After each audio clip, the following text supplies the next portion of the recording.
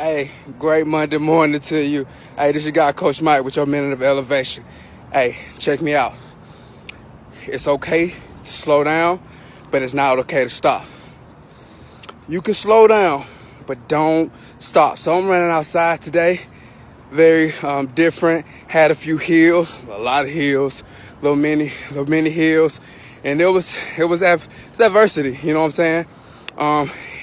I wasn't really ready for real, but I handled it. You know what I'm saying? I slowed down a little bit, and then when I got over the hill, I kicked it back into gear. Hey, listen, that is what life is about. I'm telling you, today, Monday, a lot of people don't like Mondays because of how they're feeling, whatever it is.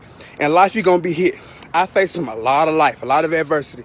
But slow down if you must, because when you stop, it takes so much energy to start back, to gain that momentum and to do it again. So you can slow down, but don't stop.